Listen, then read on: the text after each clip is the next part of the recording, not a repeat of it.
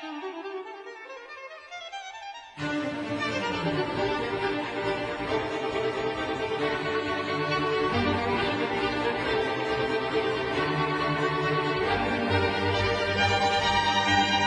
buenas tardes, estamos acá en otro programa del Club del Ajedrez, programa número 35, segunda edición, y en este caso estoy con un invitado acá en el piso, con Pablo Pie, que es un jugador de mi generación, un jugador muy fuerte en la época de juvenil, y después, bueno, ya en el presente es presidente de una institución ya prestigiosa, creo que más de 100 años, el Club de Ajedrez San Martín. ¿Es así o Círculo? Círculo de Ajedrez General San Martín. Ah, Círculo Ajedrez, bueno. Fundado el 2 de febrero de 1928, o sea, cumplimos 91 años. 91 años, todavía no es una entidad centenaria. No es centenaria. De ahí yo me estoy equivocando con clubes que han llegado a los 100 años, como Club Argentino. Claro, el argentino, que lo que conozco es el más antiguo. ¿1920? Nosotros 1928. Después del Marcha Alequina y Capablanca, de inmediato. Bueno, leyendo bibliografía, es uno de los círculos que nació como consecuencia del match Capablanca-Alequina. El match Capablanca-Alequina fue en octubre-noviembre del 27, y nosotros, el círculo, fundaron el 2 de febrero de 1928. ¿Y vos sos socio del club desde qué época? Bueno, yo tengo dos etapas en el círculo. O sea, primero fui socio en los años 72-73, que también era socio del Círculo de Ajedrez de Villa Ballester. Después, bueno, mi carrera ajedrecística como jugador la seguí en Ballester, o sea, dejé de ir a San Martín, concurrir, y volví en el año 2005. Llegó digamos, en la época que vos fuiste siendo niño al Círculo de Ajedrez San Martín, ¿coincidió con alguno de los fundadores, por ejemplo, que serían muy grandes, tal vez? No creo, los fundadores no, porque yo empecé en el 72 y el Círculo del 28, así que no, fundadores no, sí jugadores, gente que, bueno, tenía en la década del 50, 60, pero que yo recuerde en esa época no había fundadores del círculo cuando yo fui. De los 50, ¿quién sería, por ejemplo, para tener una idea? No, bueno, en ese momento el jugador, que no era fundador, pero el jugador más reconocido del Círculo de Ajedrez de San Martín era José Agdamus. Que fue su campeón argentino, si mal no recuerdo, cuando Carlos Eleodoro Juárez fue campeón argentino, él fue su campeón argentino, que llegó a jugar el magistral del 70, que ganó Bobby Fischer. Él llegó a jugar, bueno, no le fue bien, pero jugó ese magistral que, bueno, jugó un Pano, Quintero. Era un vecino era de la zona, sí, él era un comerciante que tenía un negocio en la calle Belgrano, que es la peatonal de San Martín, tenía un negocio, y bueno, era el jugador, podemos decir, el mejor jugador de aquellas épocas. Había otros jugadores, pero él fue el que trascendió, podemos llamar, a nivel nacional. Mirá qué notable. Bueno, hablemos un poco de tu formación. Yo tengo entendido que has ganado un gran torneo de la Vascongada. Claro, el tema es así. Contame cómo fueron tus inicios. Claro, yo en realidad, a ese torneo. En realidad mi padre fue el que a mí me inició en el juego de ajedrez. No tengo exactamente un conocimiento de cuándo comenzó. Fue en el año, fines de los 60. Y bueno, podría decirse que yo fui uno de los hijos de Bobby Fischer en cuanto a la parte ajedrecística. O sea, yo comencé a seguir el ajedrez cuando Bobby Fischer juega en el año 70 el magistral Ciudad de Buenos Aires, que se dio en concurrencia con mi colegio, el Instituto Nacional Luján.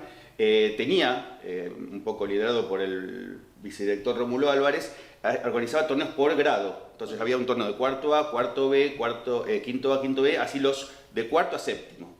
Había un torneo preliminar que jugaban todos los grados. Yo gané cuarto grado, en cuarto grado gané mi grado y fui a una final donde jugaban todos los campeones de los grados. Y en esa final salí segundo. Claro. Entonces, bueno, ahí es donde empecé buscando la revancha.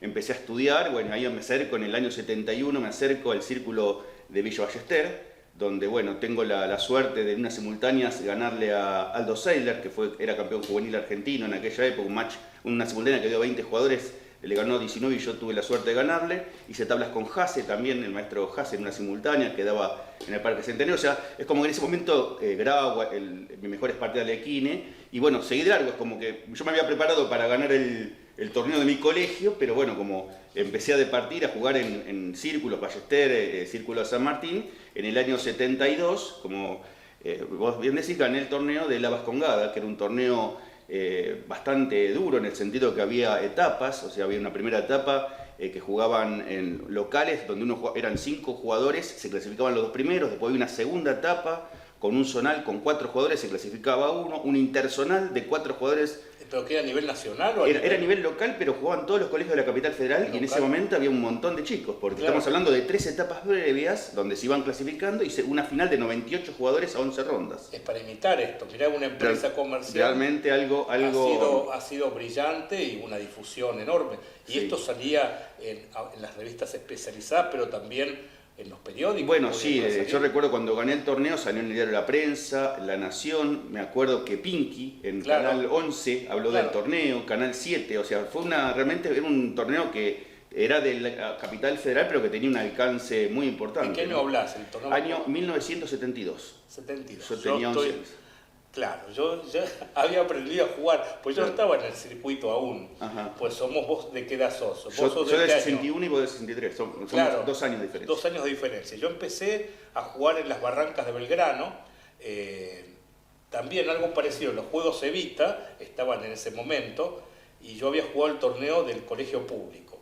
Yo estaba en 6º grado, salí campeón de mi grado, y el de 7º grado le gané para jugar, nunca me avisaron para jugar de Evita. Pero en tanto empecé a ir a las simultáneas, las mismas simultáneas que vos describís, que se en los parques, así como vos le ganaste a Seidler y a Haas empataste. No, casi se tablas. O Haas empataste. Yo le gané a Wessler en el Parque Centenario, justamente. Había sido el único ganador entre no sé cuántos, y salió chiquito en el diario. Y eso fue tremendo, o sea, fue el mismo inicio de incentivarte con un recorte pequeño en el diario, que después en el colegio lo supieron y bueno, te felicitaban por ese logro.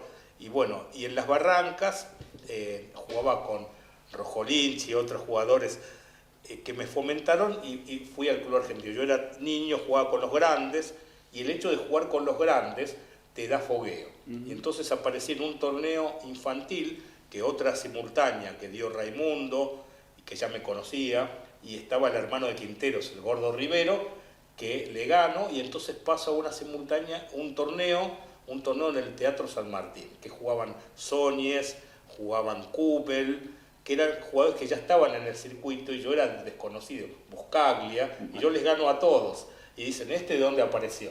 Y yo aparecía de las barrancas de Belgrano, de jugar con la gente adulta, y después me hice socio del Club Argentino, ya teniendo un nivel competitivo. Los torneos de cuarta del Club Argentino eran 100 tipos. Sí, justamente por el boom de Bobby Fischer que vos describiste, estamos hablando de lo mismo. Era inaudita la cantidad de gente que concurría a los clubes. En el 71, en el match, cuando vine acá Fischer y juega con Petrosian, se agotaron los juegos. Increíble. Se agotaron los juegos, no se conseguía juegos. O sea, fue una cosa increíble. Y la Vascongada tuvo que ver, de alguna manera, por esa época de Bobby Fischer. El boom Fischer trajo... Es que era toda yo, lo único comparable a esa época, en época más reciente, lo considero el año 92, cuando Sarnicki gana el Campeonato Mundial Juvenil y viene Kasparov acá y Fischer juega el match revancha con Spassky. Fue la única vez donde yo vi, aparte también, también quizás situaciones económicas del país, tanto en la década del principio del 70 como en la principio del 90, donde había una cierta tranquilidad, o sea, la gente estaba económicamente, y bueno, por ejemplo, también estuvo el memorial Polugayeski en el 94, bueno, el torneo en homenaje a Polugayeski, donde vinieron, o sea, que fue todos esos años, 92, 93, 94, yo también creo que hubo mucha efervescencia, como que se respiraba ajedrez, salían revistas también, o sea, algo similar a lo que vivimos en el 70. Que hablando un poco de la Vascongada y de ese torneo, lo que también ayudó ya más un ámbito ajedrecístico puro fue la revista Ajedrez, porque el torneo ese de la Vascongada, si bien estaba patrocinado por la Vascongada, un poco el factotum fue Normando Jotibaldi, que era un pedagogo que es el que motorizó ese tipo de torneos, y la revista Ajedrez fue la que le dio un poco el espaldarazo desde lo periodístico, ya especializado en ese momento, no es como ahora que los chicos con la base de datos entran en un montón de páginas. En ese momento la revista Ajedrez para nosotros era como la Yagmati de Riga para los rusos, era una cosa... Había un rincón juvenil, me acuerdo. Bueno, el rincón juvenil ya aparece en la última parte de los 70, en la parte final de la revista. Claro. O sea, es como que le dan esa impronta. Y hablaban de todos nosotros. Claro, bueno, ya no éramos tan jóvenes, ya no éramos infantiles, éramos juveniles todavía. Éramos juveniles. 74, 75, sí, 12 años. Un poquito más me parece que el rincón juvenil parece que salió por fines del 70. 70, me Claro. parece. Estaba el Banco Ciudad y todo eso. Claro, que el cambio, o sea, esto es después de la muerte de Luis Palau, que o sea, es el que, creo que hasta los primeros años del 70, Luis Palau era el director de la revista y el que le daba la marca, ¿no? Y bueno, y ese torneo de la Jongada, más allá de mi actuación, fue también un impulso inicial para muchos jugadores. O sea, de ese torneo, por ejemplo, Gustavo Águila, que salió tercero un año y segundo el año que yo gané. ¿Cuántos años hizo el Vascongada? Pues yo recuerdo que se jugó la primera edición en el año 71, que la gana un chico que después no jugó más, que se llama Pedro Antonio Ruiz, y ahí salieron, Negri creo que salió segundo y Águila tercero, o algo así. También jugó Alejandra Tadei dentro de las damas. Sí. En el 72, bueno, ahí jugué yo, estaba Águila, pero también jugaron, por ejemplo, Carlos Grushka, jugaba esos torneos, Sergio Buscaglia fue otro de los animadores, Sergio Bluer. Claro. O sea, y después en el 73, que yo ahí salí segundo, empatado con Miranda, tercero por ese empate, lo gana Andrés Zuckerfeld. Bueno, vamos a hablar un poco. Grushka va a compartir conmigo ahora el Campeonato Mundial de mayores de 50 en Grecia, y nombraste a Alejandra Tadei, que fue la directora del Boletín Oficial en algún momento. Tuvo un cargo que yo sepa. Un cargo importante en el anterior el gobierno de la Alianza, me parece que tuvo. La Alianza, me parece que la Alianza. Sí. Bueno, algunas de las personas, bueno, vos sos contador público por otra parte. Bueno, y entonces 3 años hicieron la Vascongada. El tema es así, 71, 72 y 73 se hacía individual, pero tiene una particularidad, era individual, pero a su vez cada colegio presentaba 6 jugadores y se sumaban los puntos de los jugadores. Entonces también había un premio por equipos, que ahí está un poco la paradoja. Mi colegio, cuando yo gano en el 72, jugué yo la final y nada más, pero cuando en el 73, como producto de mi triunfo, el colegio después pone, o sea, es como que pone mucho empeño en fomentar el ajedrez. Me acuerdo que el premio en dinero, que era bastante importante, me beca a mí, pero aparte compra 7 juegos, estimula la enseñanza de ajedrez. ¿Había dinero en premio? Había dinero en premio, sí. Yo me acuerdo que me becaron todo un año porque era un colegio privado, es un colegio privado, y aparte también 7 juegos pudieron comprar para fomentar la actividad de ajedrez. Pero le daban dinero al colegio. Le daban dinero al colegio, entonces el colegio con ese dinero me beca a mí y a su vez fomenta el ajedrez, a tal punto que al otro año, en el 73, yo no salgo campeón individual, pero mi colegio sale tercero en el sumatorio de equipos y 3 jugadores como en la final. No solamente yo, sino que 2 chicos más llegan a la final. Muestra de un poco ese avance o ese impulso que hubo en el ajedrez en el colegio. ¿Y era público y privado los colegios que participaban? Públicos y privados, exactamente. O sea, estaban por todos lados. Por todos lados, no, sí. Y vos fíjate que estamos hablando de 3 etapas. ¿Y cuánta gente jugó el torneo? Y no tengo idea pero vos fíjate que si jugamos 3 etapas, local, interzonal e interzonal, y después una final de 98 jugadores, estamos hablando de un proceso de selección, eran 3 sábados y después la final eran 5 sábados más. 600, 700 chicos. Yo creo que más. no. Si estamos hablando de una final de 98. Sí, también eran importantes los torneos del Banco Ciudad que organizaba César Corte, en algún momento también, que era de mucha gente, pero esto Bueno, César Corte estaba dentro del grupo de organización. Y después, incluso el último día, también hacían unas simultáneas con maestros. No, realmente era una cosa que realmente... No sé si después hubo una cosa similar. Incluso después este torneo creo que continuó, pero ya con el formato por equipos. No siguió más individual. Siguió la Vascongada. Siguió un poco más, pero no sé cuánto tiempo más. Sí. O sea, que quiere decir que el ajedrez puede vender y que, bueno... eso es una prueba que lo han hecho durante varios años, hay que buscarle la vuelta realmente. Sí, es verdad, nunca hubo, bueno, creo que un poco como vos decís, lo que pasa es que acá también se respiraba ajedrez. Recordemos que en esa época Pano estaba, Medores todavía era muy competitivo y Pano, si no era top 10, estaba entre los mejores del mundo, había ganado en el 72 varios torneos muy importantes.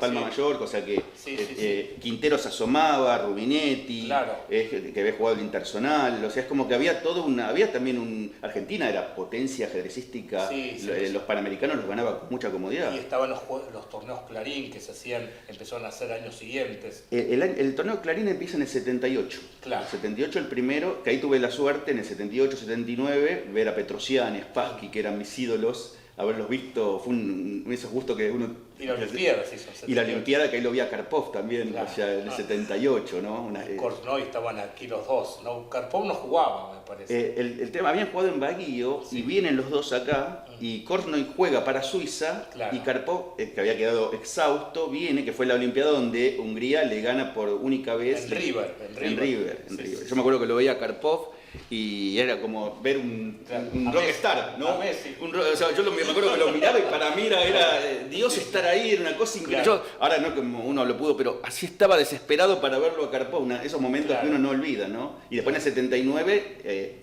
en el 80-81 Karpov viene a la Argentina y ahí lo pude ver jugando, que vino Tima, ¿no? También, bueno, esa época que vos decís también fue una época desde lo ajedrecístico, también gracias al impulso de Miguel Neidor, que también el ajedrez claro, fue mucho impulso, ¿no? Clarín tenía una página en todos los sábados que la hacía Miguel Neidor, que era de excelencia, bueno, pues cubrían los principales torneos del mundo, no solamente los que se jugaban en Argentina, sino que Clarín tenía una cobertura del torneo de Bugiondo, de todos los torneos que se hacían en el mundo, y esto continuó durante años.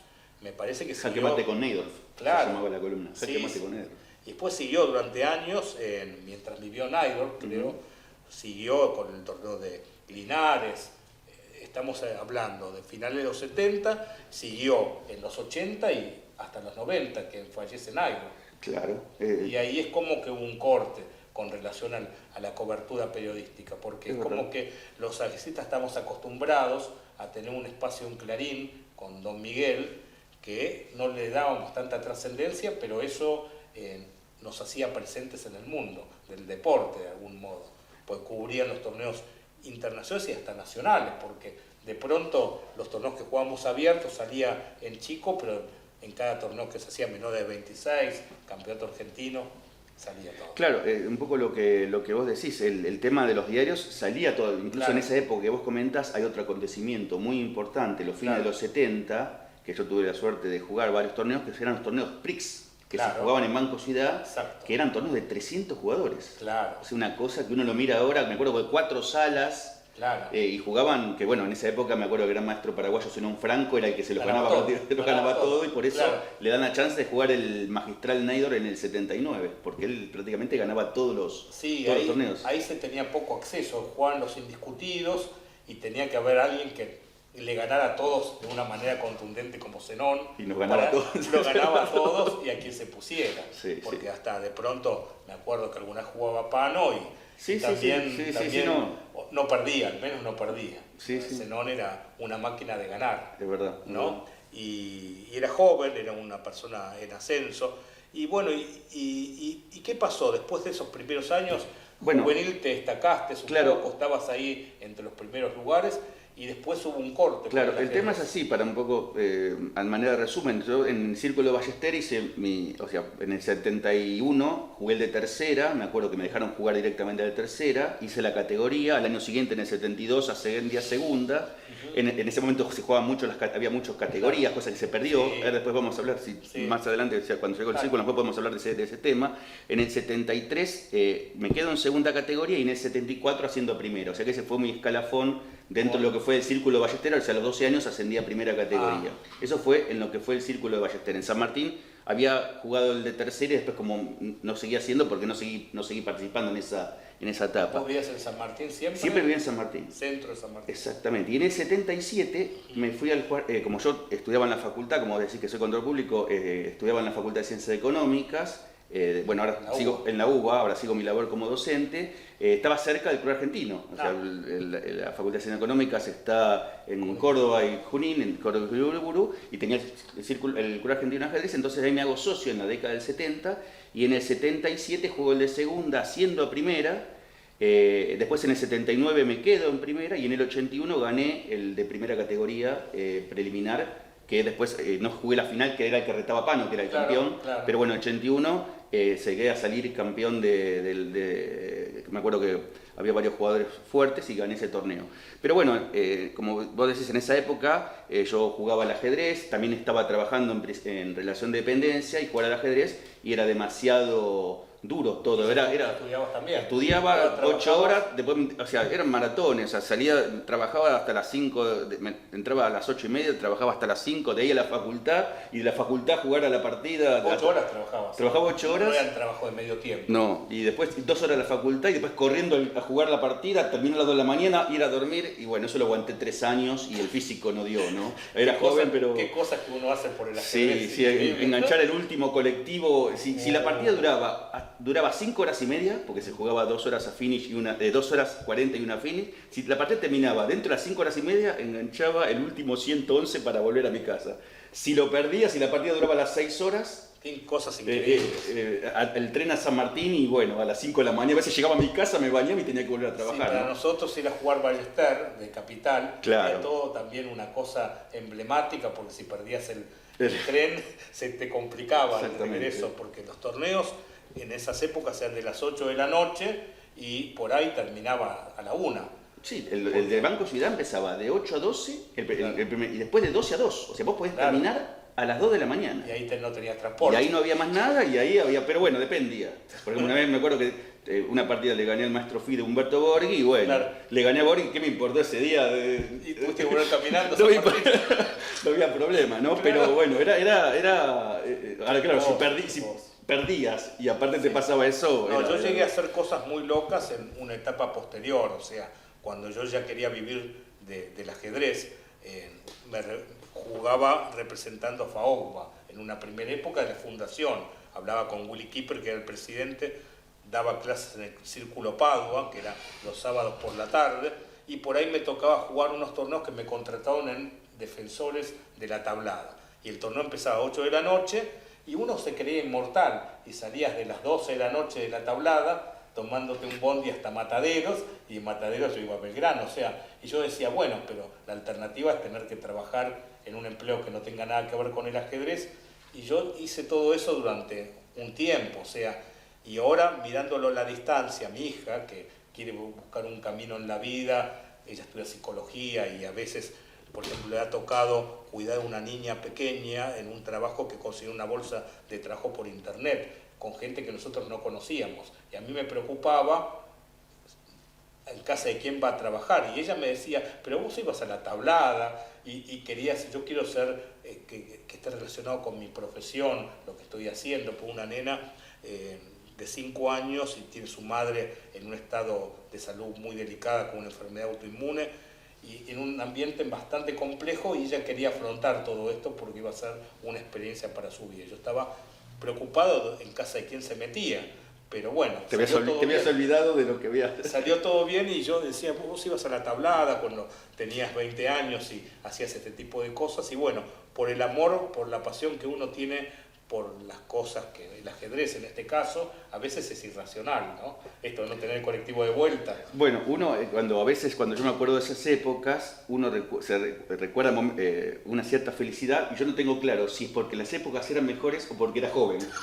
Es como que no tengo bien claro, ¿no? Es posible también que sea la mezcla. Es una mezcla de esas cosas, es como que, bueno, un poco también esa sensación de mortalidad que vos decís, ¿no? De decir, bueno... Pero bueno, realmente recuerdo con mucho cariño esa época, pero bueno, mi padre también, que era un poco el que me había impulsado, había fallecido, yo perdí a mi padre cuando tenía 14 años, y eso también fue una complicación dentro de lo que fue poder dedicarme al ajedrez, porque bueno, como que tuve que mantener a mi madre y a mis 2 hermanos menores, o sea que había una situación muy complicada. Entonces bueno, prácticamente te diría hasta el año 81, o sea, en ese momento había logrado estar entre los 100 mejores del ranking, y en el año 81, con casi un ranking cercano a los 2200 de ELO, en ese momento recién empezaba el ELO, prácticamente dejé de jugar al ajedrez porque bueno, también me dediqué a la actividad profesional, me recibí de contador, formé mi pequeño estudio, tengo un estudio PYME en este momento con 7 colaboradores, o sea, es como que me tuve que dedicar y tuve que dejar el ajedrez. Aparte, bueno, me puse a estudiar un posgrado en la Facultad de Tributación, es como que bueno, el ajedrez ya no había tiempo material, pero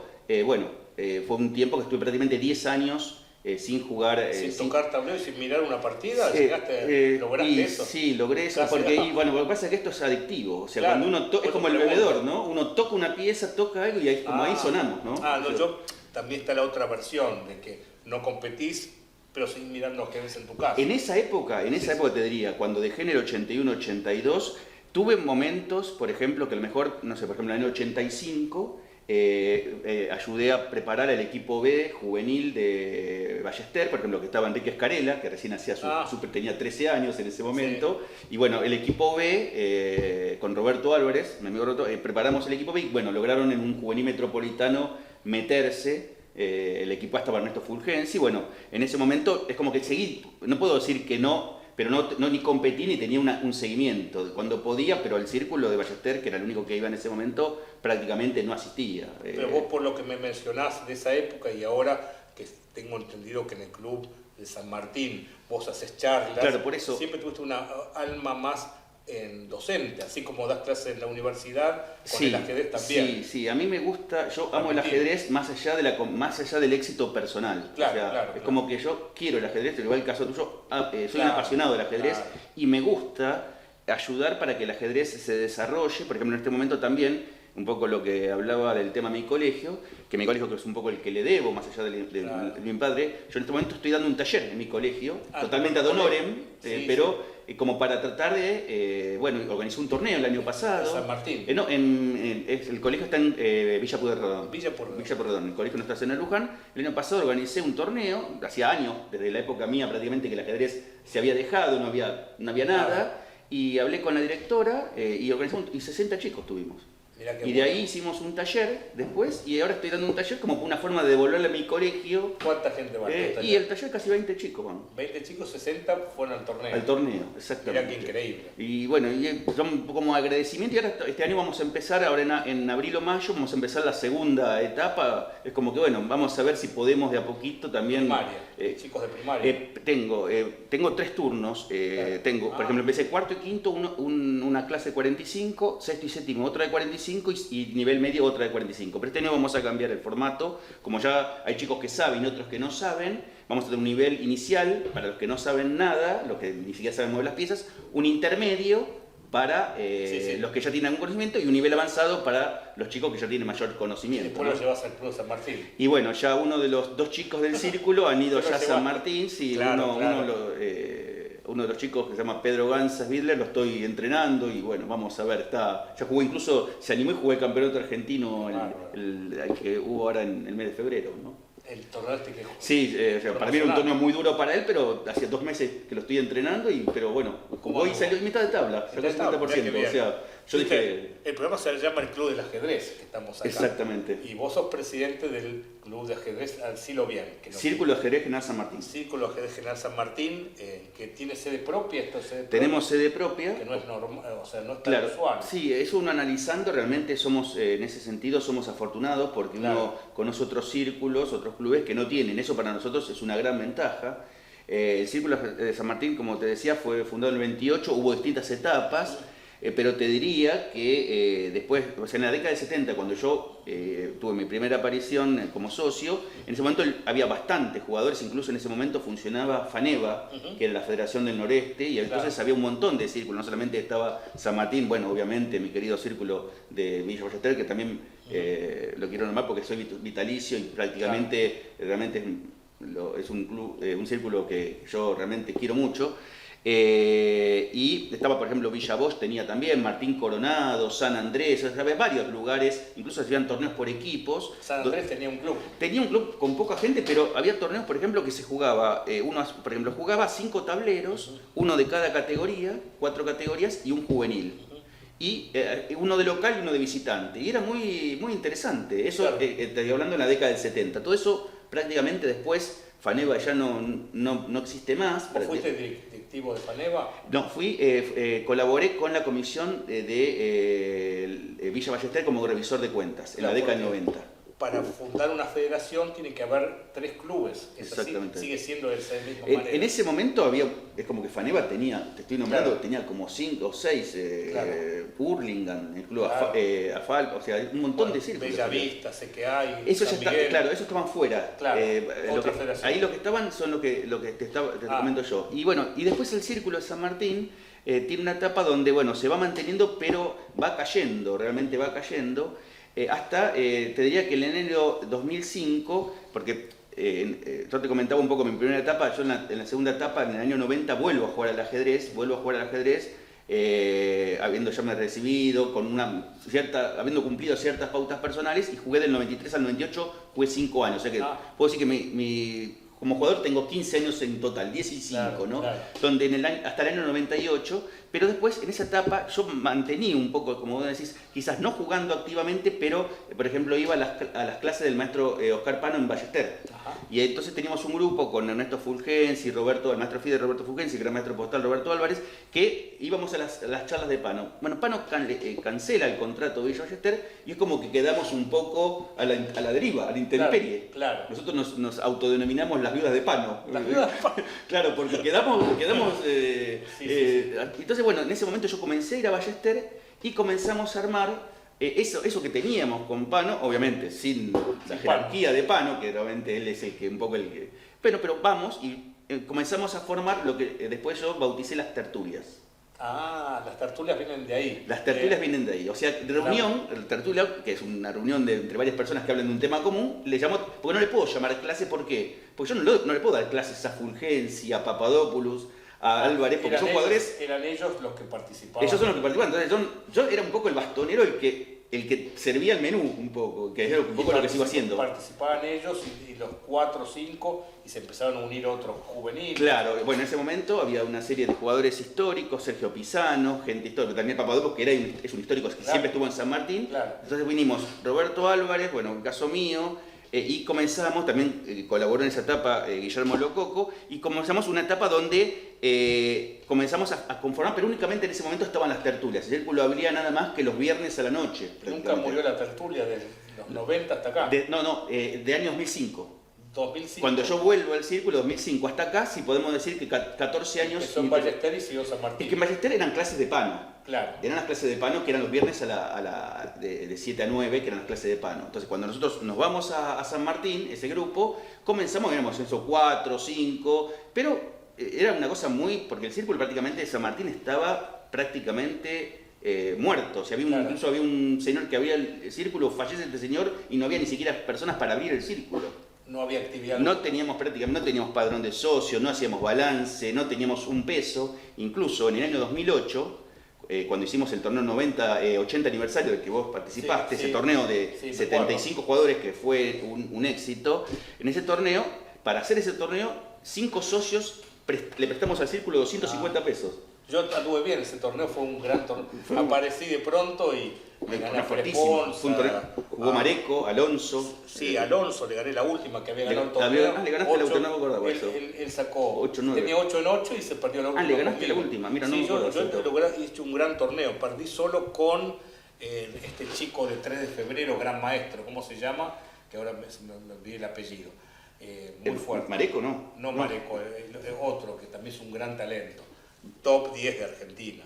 Ahora el papá juega a un nivel de primera.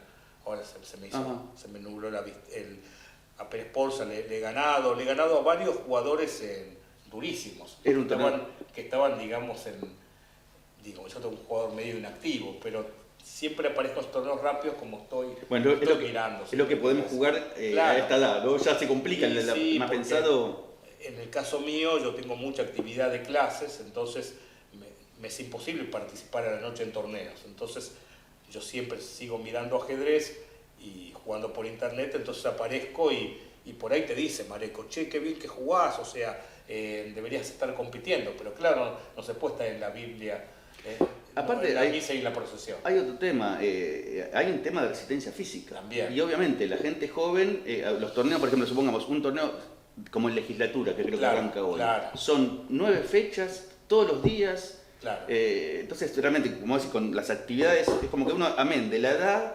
el tema de la parte física, no se puede competir. Lo que vos querías hacer a los 20 años, ya hacerlo hoy sería suicida.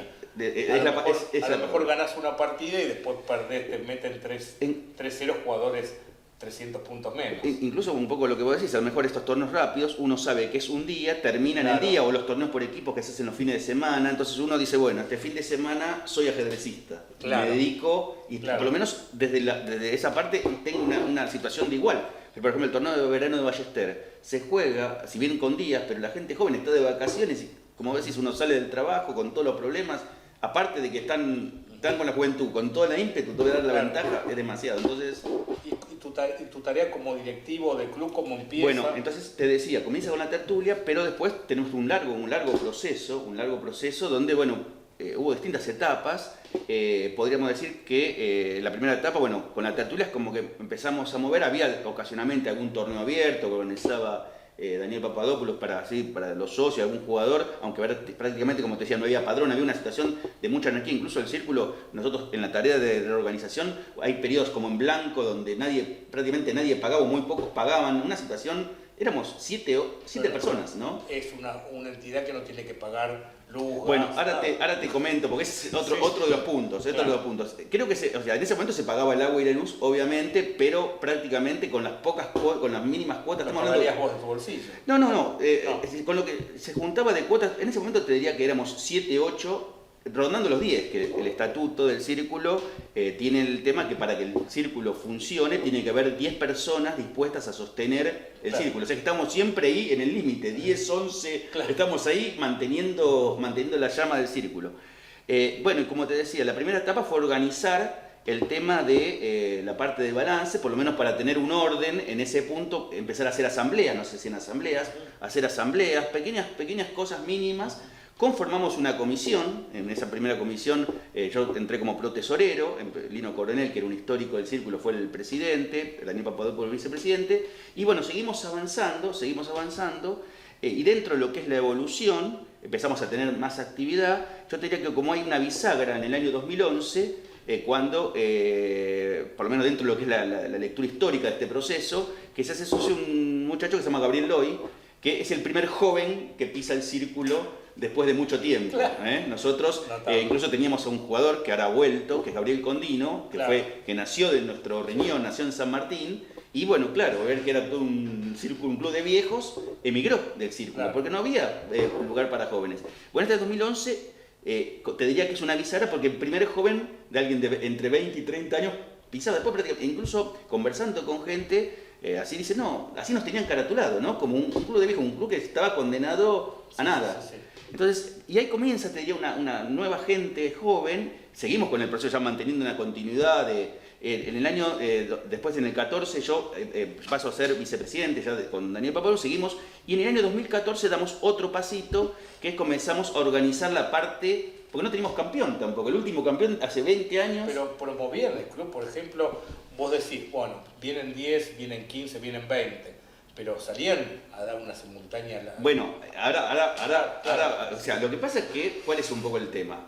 Y esto un poco con lo que vos decías, nosotros teníamos una serie de gastos, pero nosotros al ver toda esa irregularidad, no tenemos una subvención estatal y prácticamente te podría decir que la política que tenemos es una política setentista, en el sentido de que los dirigentes no tenemos ninguna intención de lucro, directamente la idea es colaborar, poner el hombro y entonces si hay que hacer un torneo, lo tiene que arbitrar uno, lo tiene que arbitrar otro. Entonces a veces se nos hacía muy difícil poder decir, bueno, las tertulias, hacemos los arbitrajes, abrimos el círculo. Es todo un desafío decir, bueno, todos los viernes abre uno, todos los sábados, todo honor. Entonces realmente es muy difícil hacer eso. Entonces, te decía, en el año 2014 damos otro pasito y donde ahí empezamos a organizar torneos e incluso organizamos una etapa preliminar donde jugaron los jugadores sin ranking, una etapa semifinal que juegan los jugadores, por ejemplo, de más ranking, y una final que jugó Fulgenci con Papadopoulos, y Fulgenci gana el match en un desempate, empatan el match 2-2 y gana, y es el primer campeón de esta nueva etapa en el año 2014, donde damos otro paso en ese largo proceso de reorganización del círculo. Y a partir de ahí, el año 14, seguimos avanzando. En el 16, y en ese momento ya estábamos, en el año 2016 yo asumo la presidencia, que vos fíjate lo complicado, que nadie quería ser presidente del círculo en ese momento. ¿Y cuántos socios tenían? En ese momento estábamos llegando a los 20, en ese momento. Estábamos en 18, 20, ahí. Claro, y yo en ese momento... ¿Qué pagaban? Que pagaban la cuota, sí, ya ahí pagamos la cuota, le dábamos la baja al amoroso, libro de actas, ya habíamos hecho todo un proceso. Estaban organizados. Obviamente las Porque cuotas... nosotros estamos mirando acá en San Isidro de poder hacerlo, pero hay que pasar inevitablemente por todas estas etapas. Nosotros tenemos la ventaja... Este es un muy buen programa para que lo vean, lo van a ver seguramente todos los más jóvenes de San Isidro que están con interés de hacer el club de ajedrez, pero bueno, hay que transitar y obviamente vamos a colaborar los más grandes, pero es un trabajo de hormiga. Un poco lo que va a decir, nosotros estamos partiendo de una base que tenemos una ventaja que no es menor, Claro. Que tenemos un local y aparte un local muy bien ubicado, porque Muy está en la bien calle ubicado, Moreno, sí, entre Sarmiento y 25 de Mayo, estamos en pleno centro de San Martín. Y un piso arriba. Bueno, ahora te comento. ¿Cómo era Entonces, eso? dentro del proceso también está el tema que no había fondos. Entonces, es como que teníamos un círculo demasiado grande para tan pocos socios. Entonces decidimos alquilar la mejor sala, que es la de arriba, porque había un costo de oportunidad. O sea, prácticamente, está bien, nosotros queríamos tener el círculo, pero esa sala no se usaba. Entonces, aunque fue un alquiler muy magro, pero con ese alquiler nos permitió ir haciendo determinadas evoluciones, a lo mejor los arreglos mínimos, porque cuando ese torneo en el año 2008, que yo te comento que ponemos esa plata, me acuerdo que cubrimos los premios, que me acuerdo que Alonso ganó 500 pesos en el año 2008, un primer premio de 500 pesos era un dinero, pero prácticamente como tuvimos que hacer refacciones, el círculo no nos pudo devolver la plata porque se nos fue todo en refacciones. En cambio ahora, con esto, con ya la gente que paga la cuota más el alquiler, fuimos haciendo un pequeño armado. Que bueno, entonces podemos decir que en ese momento cumplimos la primera, ¿cómo te puedo decir? Un poco hablabas, ¿qué se necesita? Bueno, yo creo que una primera cosa que se necesita es una labor del dirigente honesta. O sea, que el dirigente no vaya y cuando forma un círculo quiera obtener un beneficio económico. Por lo menos es nuestro formato. No digo que hay otros que no puedan tener otro formato. El nuestro, con esta visión setentista, es un círculo donde el dirigente se brinda por amor a la institución. ¿Quiénes estaban? Papadopoulos. Bueno, en este momento te podría decir, en ese momento estaba Papadopoulos, que es un histórico, y bueno, Roberto Álvarez y yo, que veníamos de Ballester, y también se suma Guillermo Lococo, que también es una persona que también colaboró mucho. Claro, no venían, como que era también un amante de ajedrez, incluso es de acá de la zona de Florida, y también, bueno, como que lo que pasa es que él, bueno, es simpatizante de Chacarita Junior, que es uno de los del club ahí de la zona de San Martín. Claro. Entonces, bueno, él también se acercó y también colaboró en el proceso.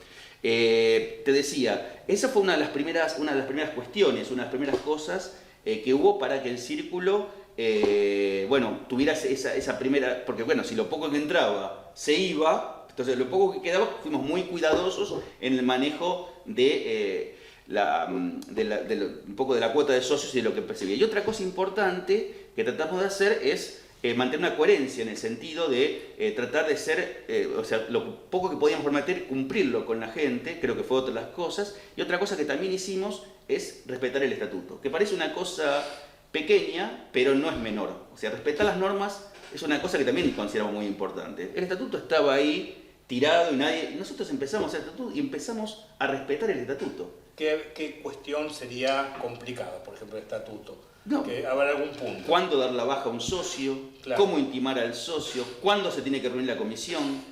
Conformar la comisión con los miembros necesarios para conformar, que a veces era difícil porque teníamos un estatuto que había tenido la última revisión en el 67 y tenía cosas totalmente, o sea, teníamos una cantidad de miembros de comisión para un círculo de 60 socios. Claro. Y nosotros apenas estábamos en ISO 12 cuando empezamos el proceso. O sea, claro, que prácticamente los socios éramos los miembros de comisión al principio. Y que tengan que darle baja a uno mismo que está en la comisión. No tanto eso, pero el tema es decir, por ejemplo, qué sé yo, nos reunimos una vez por mes como marca el estatuto, o sea, y te digo, o sea, quizás, a ver, no a lo mejor en una primera etapa al principio, pero cuando empezamos a hacer 20 o 20 y pico, ahí sí, porque empezaba a haber otros actores y uno manejar una pauta, o sea, por ejemplo, de lo más básico, no se puede jugar a las cartas. Claro. Entonces, a lo mejor ahora algún joven quiere jugar a la carta y digo, mira, el artículo tal de trato no te lo permite. Claro. Porque en este momento, quizás para estar al tono con los tiempos, tengamos que hacer un ayornamiento del estatuto. Quizás debamos ayornarlo. Pero nosotros nos dijimos, ¿qué vamos a hacer? Vamos a respetar lo que hay, porque a veces una costumbre argentina es querer modificar las normas en beneficio propio. Nosotros dijimos, no, vamos a respetar lo que hay. Y después, con tiempo, con consenso, vamos a evaluar una reforma de estatuto que se adapte a los tiempos. Pero primero vamos a cumplir lo que tenemos. Entonces esto sería... ¿Y hubo entre los integrantes? Bueno, te diría que al principio, incluso hasta hace poco, es como que el manejarnos con el estatuto a rajatabla, porque claro, somos un país que no estamos acostumbrados al respeto de la ley. Entonces, es como que la norma está para violarla, ¿no? Acá, en este círculo, la norma está para respetarla. Al menos los que yo conozco que integran Papadopoulos y Álvarez y vos son personas que tienen, digamos, que me parece que pueden llegar a respetar. Bueno. No sé si habrá muchos en el ambiente ajedrez y en la vida en general, pero son 3 personas muy serias. Bueno, lo que pasa es que en este momento te diría claro. que en esa puja de respetar el otro no claro. ganó el respetar. Vos fíjate, yo soy el presidente y Roberto López es el vice. Claro. O sea, los que respetamos, podemos decir que a lo largo del proceso somos los que estamos marcando en este momento y ya la gente es como que se adaptó. Te digo que fue desde lo cultural muy difícil, pero es otro punto importante.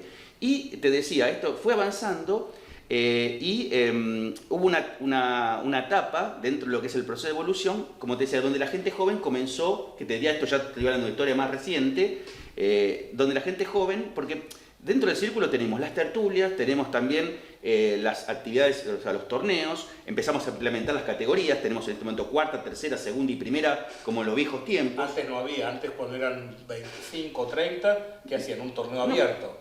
No, te decía, no, yo por ejemplo cuando reorganicé en el año 14, hice una primera preliminar con los jugadores de categoría, todos menos, por ejemplo, yo hice, por ejemplo, se armó un primer nivel, se clasificó una cantidad de jugadores, fue una especie de semifinal con Papadopoulos y Álvarez que fueron directos, o sea, los que tenían arriba de 2000 puntos directos, y la final, como no tenemos campeón, con Fulgensi, que era el jugador de ranking más alto. Lo armé, se armó así. Pero ahí después empezamos a armar, incluso tenemos un elo interno, que es un trabajo. Vos fíjate que en este momento tenemos un elo FIDE, pero no tenemos un elo nacional. Claro. Sin embargo, nosotros tenemos nuestro modesto, porque son todos trabajos. Si conozco el tema, pues lo hago en el Jockey Club. Perfecto. Tengo ranking interno. Bueno, fíjate. Cada vez que termine un torneo hay que calcular. Y viste que eso lleva su tiempo. Sí, todo. Dentro del proceso está una nueva etapa, bueno, como te decía, categorías, tener un campeón, donde también empezamos a tener nuestra página, que la empieza a manejar Roberto Álvarez, donde nosotros publicitamos todos los torneos, también entramos en Facebook, entonces publicamos en el muro también las distintas novedades, y ya para un poco el capítulo de redes sociales, dentro de la comisión que en este momento también hay una renovación, o sea, antes era gente más grande, ahora en este momento te diría que el promedio de la comisión estamos los más veteranos, pero también tenemos muchachos de cerca de los 40 años, algunos que están de 20 y 30, incluso un miembro en esta última comisión de 22 años, porque la idea también es darle participación, y dentro de ese proceso, de esa comisión, que bueno, aparte estoy como presidente y Roberto como vice, la conforman Damián Escaf como secretario y Gabriel Loy como prosecretario, Damián Escaf de licencia, Andrés Aguilar y Juan Pedrón, tesorero y protesorero, y después Santiago Florentín, Emilio Fenoy, Nicolás Buñot y Emanuel Serra como vocales. Bueno, dentro de lo que es ese grupo de comisión, Santiago Florentín es el que está promoviendo todo el tema de Instagram y Twitter. O sea que ya dimos otro pasito dentro de lo que es la política de comunicación, que también es una forma en los tiempos que corren de llegar. Y ahí se ve la impronta de los jóvenes en esta nueva etapa de la comisión. ¿En este momento cuántos socios tienen? Bueno, y ahí está el punto. Nosotros cuando asumimos en el año 2016 me había planteado la idea de tener 30 en la próxima renovación y estuvimos cumpliendo, incluso un poquito más. A fin del año pasado ya estábamos, pero ahí un poco lo que vos me preguntabas hace un rato, hay un elemento fundamental que es una irrupción de los jóvenes. Claro. O sea, producto de esa política que te comentaba de coherencia, que tratamos de ser coherentes, más una política democrática en cuanto a toma de decisiones. Por ejemplo, nosotros organizamos torneos temáticos y eso se elige por votación de los socios, salvo la vez que tuviste el honor de visitarnos, donde la apertura vienesa fue por decreto, pero después además siempre por el libro.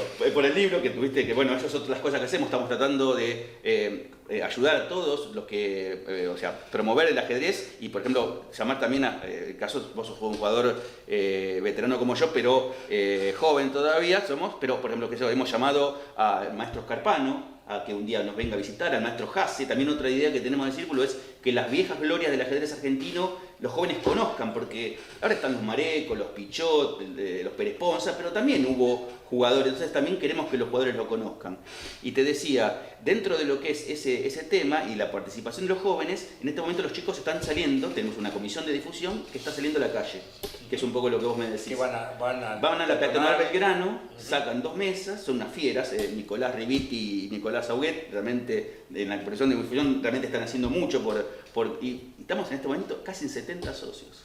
Muchos son de esta impronta juvenil. Vamos a ver, claro, te diría que en este momento Claro. yo creo que entre 20 y 25 socios Nuevos. son producto y vamos a ver cuando pase el proceso cuántos van a quedar. ¿Cuántos quedan de eso? Pero le están poniendo Pero hay que atraerlos y luego ofrecerles cosas. Bueno, y ahí está un poco el problema. El tema es que, como te digo, no hay... Torneo entre ellos. Bueno, ahora vamos a hacer, en este momento tenemos un torneo pensado, que tenemos 23 jugadores, un abierto, los viernes, y ahora el sábado comenzamos uno de cuarta, que hasta ahora hay 17 jugadores. Qué bueno.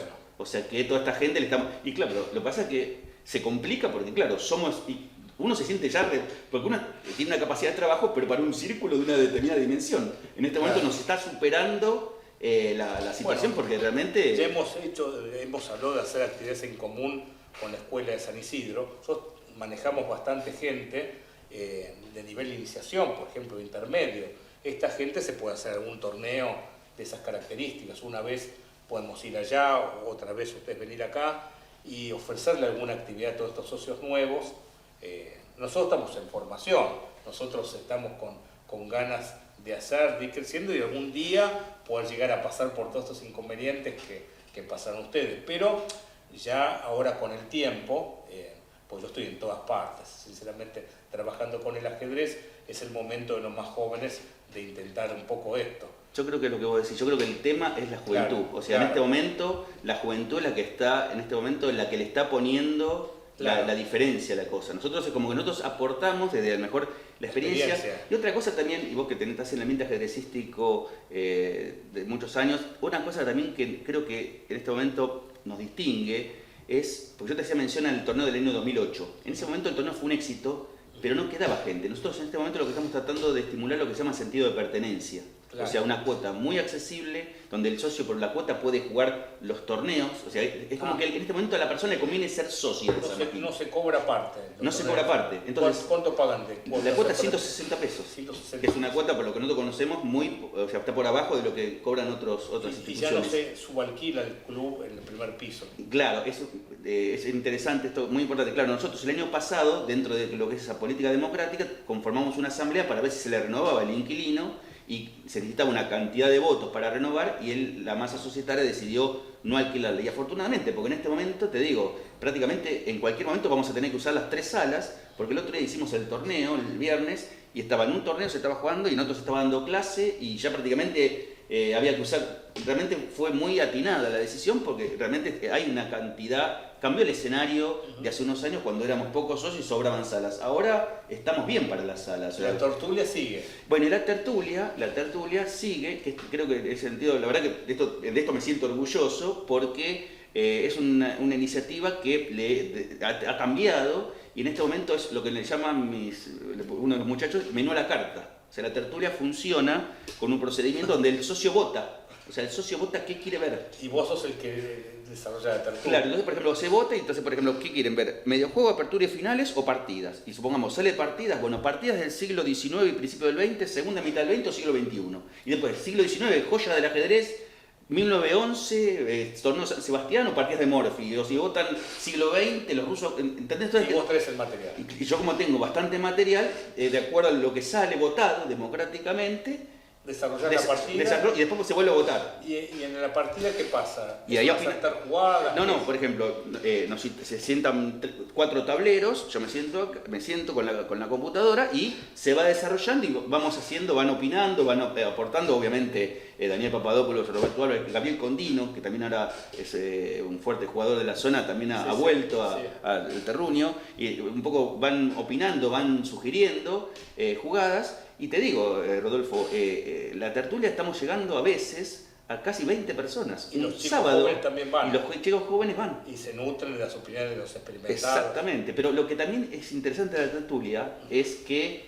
el otro día, por ejemplo, veía, no sé si tuviste ocasión, la foto de Jan Schneider jugando con Amir Meilán en el club argentino. Bueno, eso es algo que solamente en el ajedrez se puede dar. Claro. Para hablar, es un chico de 8 años que es el ranking mundial más alto, menor de 8 años, que salió campeón argentino sub-8, y Amir Meilán tiene 95, 96 años. Eso nada más que el ajedrez. Un vuelo generacional entre un chico de 8 y 96 años. Exacto. Entonces nosotros en la tertulia, te digo, conversamos gente joven con, o sea, con adultos, incluso a veces hay momentos donde hacemos break y se conversa de otras cosas que no son puramente ajedrecísticas. Claro. Entonces a lo mejor, como yo digo, yo me entero de qué significa ATR, por ejemplo, a todo ritmo. Cosa que si yo, claro, ¿ves? Entonces, eso es un plus que tengo por estar con gente de 20 años, y a lo mejor nosotros le hablamos de cosas de historia, de cosas que pasaron, que vivimos, o de ajedrecísticas y no ajedrecísticas, y esa melange, esa mezcla es muy, muy valiosa. Por eso te digo, a veces los sábados uno pasa a las 2 de la mañana y hay 18, 20 personas viendo ajedrez. Creo que, no sé si en otro lugar del país se da una situación de esa característica, que a las 2 de la mañana o 12, 1 de la mañana haya esa cantidad de gente. No, cuando fui acompañado de esas señoras, cuando hicimos el famoso encuentro, decía, pero esta gente, ¿qué pasa? ¿No tiene señor? Bueno, viene una persona de afuera. Bueno, los muchachos tienen acuñado, los casados, tienen acuñado una frase, las matrimillas. Claro. Ellos acumulan matrimillas. Acumulan matrimillas para después poder dedicarte. Entonces vos ves que de vez en cuando, y a veces te digo, también organizamos los torneos porque tratamos no queremos que se separen, entonces tratamos de organizar los torneos para que puedan compatibilizar su vida personal con su vida ajedrecística. Pero viendo que están ahí, las señoras deben permitir. Sí, pero los sábados es un tema, porque por ejemplo nosotros como abrimos, nosotros el círculo abre, ahora también abrimos los días miércoles, por ejemplo, a la tarde de 18 a 22, abrimos los viernes de 18:30 a 23:30, los sábados de 10:30 a 12 y los sábados a la tarde abrimos de 18:30 10:30 de la mañana a 12, pero ahí es el horario que no va mucha gente, ahí también funciona la escuela infantil, van los chicos. Y después, bueno, te decía, el sábado de la noche, el sábado de la tarde de 6:30, teóricamente hasta las 23:30, pero... dura hasta las 4. Ha habido días donde incluso tenemos pruebas documentales con el reloj. Comen algo. Sí, no, está todo, te digo, es como, más o menos, lo que pasa es que hay un lugar para comprar, bueno, después nosotros también, organizamos para fin de año, organizamos un blitz con choriciada, el Día del Amigo también. No, realmente en este momento, pero te digo, es fundamental el aporte en jóvenes, un montón de cosas. O sea, nosotros como que pusimos las bases, podemos decir, de determinado orden, quizás de marcar pautas, pero lo que es, en este momento me parece que lo más importante es escuchar a los jóvenes. Claro. O sea, porque los ¿cómo te puedo decir? Yo creo que hay una sinergia muy valiosa porque uno nota el respeto de los jóvenes, no porque uno es grande, es como que no me importa, pero por otro lado nosotros también, nosotros tenemos experiencia en esto, ustedes no opinen. Me parece que eso es lo que en este momento es muy valioso y creo que lo que está haciendo crecer a la institución, porque aparte como los jóvenes ven que uno no busca un beneficio, sino que uno lo hace por pasión, por esa pasión que vos tenés y que yo tengo, entonces los chicos es como que también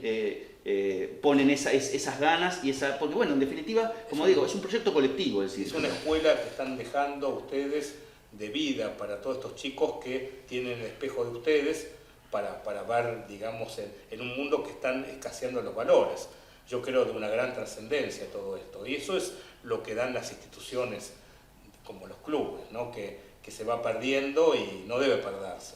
Bueno, un poco la idea que nosotros tenemos es que muchas veces uno critica a los políticos, dice esto, entonces uno dice, bueno, pero ¿y cuando vos te dan la posibilidad, qué haces? Me parece que aunque esto sea algo muy modesto, muy chiquito... Es aportar el granito de arena. Es decir, bueno, está bien, acá donde uno tiene poder de gerenciar, de diligenciar, de manejar, bueno, a ver, ¿qué hago? Entonces, bueno, por empezar, tratar de manejarse cuidando, bueno, dentro de lo que es la evolución, no lo comenté, gracias a este cuidado y este aporte, este aumento de socios, hemos refaccionado toda la sala del fondo, lo hemos refaccionado, hicimos refacciones en la sala de arriba, en la sala de adelante pusimos placas antihumedad, o sea, mejoramos un poco la vidriera, o sea, también desde lo edilicio hemos comprado 6 juegos Plastigal, no teníamos relojes digitales, tenemos más de 12 relojes digitales, 13 relojes digitales, o sea, es como que...